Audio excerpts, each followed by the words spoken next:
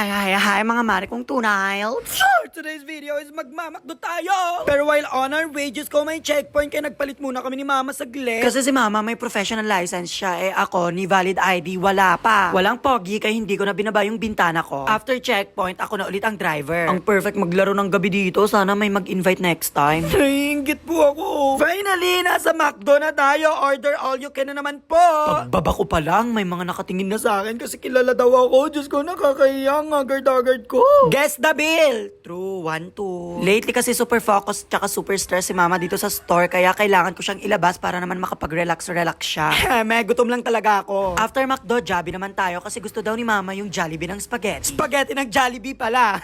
After Jollibee, dumiretso kami sa bahay para ibigay yung mga pinamili ko kay ate and then umuwi na rin kami sa store. Binaba namin yung mga pinamili namin tapos nag-park. Kakaiba kami ng tables kasi si mama senior high ang pinapanood kami ni Chan Inside Out 2. Tutoy!